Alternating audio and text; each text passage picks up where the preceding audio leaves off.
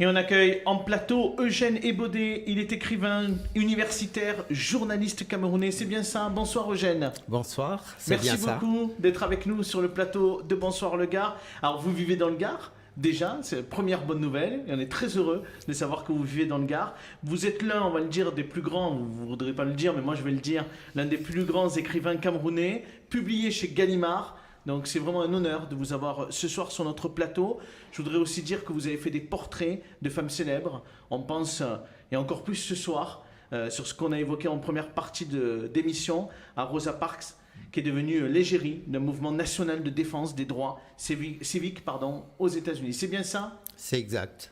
Qu'est-ce que vous avez envie de nous dire ce soir sur la France d'aujourd'hui, au-delà du Gard d'aujourd'hui, et sur la venue d'Éric Zemmour? D'abord, il y a une hystérisation du débat public, ce qui n'est pas toujours une bonne chose. Je crois que ça a déjà été regretté par un certain nombre d'acteurs publics. Et je pense à Jean-Luc Mélenchon en particulier, qui l'avait déjà regretté. Et on assiste à un début de campagne électorale qui est un début préoccupant.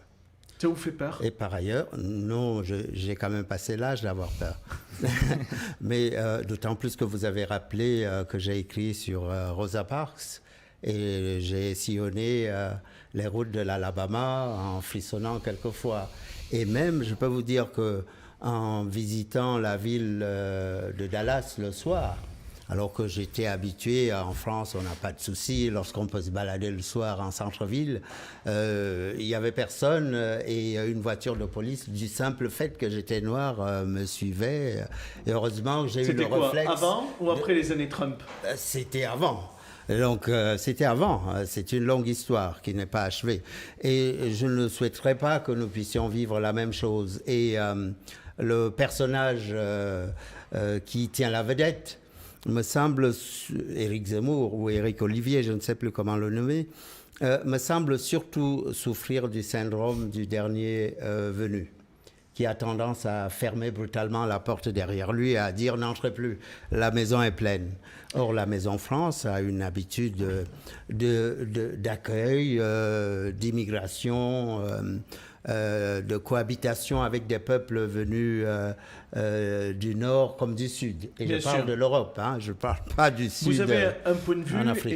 Et on voulait que vous puissiez le partager ce soir sur le plateau de Bonsoir le Gard sur Éric Zemmour. Pourquoi? Mais je vais le dire parce que vous avez représenté souvent la littérature francophone dans des salons de livres internationaux. Et vous avez souvent croisé Éric Zemmour aussi dans ces salons ou pas? Je l'ai croisé 2 fois et franchement, ce n'est pas des souvenirs très agréables. Mais puisque vous m'invitez à le faire, je vais le dire.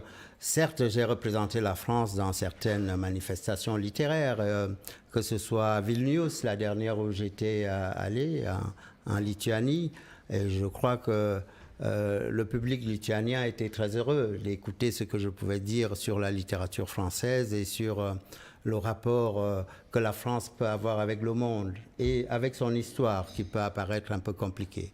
Et histoire sur laquelle M. Zemmour assène des vérités qui semblent être... Et vous avez échangé sur vos livres avec lui? Enfin, c'est arrivé Alors, de manière constructive ou... Ma rencontre avec lui, les 2 rencontres, la première a eu lieu au Salon du Livre il y a une dizaine d'années. Vous voyez, ce n'était pas d'hier. Je publie chez Gallimard depuis une vingtaine d'années. Nous sortions du Salon du Livre et j'avais pris la route du métro. J'étais entré au métro Porte de Versailles et Éric Zemmour est arrivé. Alors, ce qui était très curieux, c'est là où la psychologie peut rentrer en scène, c'est que je me suis dirigé sur la droite du quai et il arrivait derrière, il ne m'avait pas vu. Et dès qu'il est rentré sur le quai, il m'a aperçu sur la droite et immédiatement, il a eu comme une forme de saisissement. Comme si ma présence était extrêmement gênante et insupportable. Cela m'a amusé à l'époque parce que du coup il est allé vers la gauche plutôt en regardant ses chaussures et en dandinant des épaules.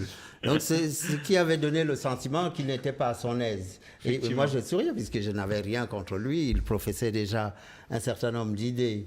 auquel les plateaux de télévision lui ouvraient toutes les portes. Je vous remercie de me donner la parole. On était très heureux en tout cas de vous avoir avec nous ce soir. Et il se trouve qu'il parle souvent des Noirs, des Arabes, de tel ou tel désigné comme étant une partie, un segment de la France qu'il faudrait écarter. Ce qui est franchement insupportable.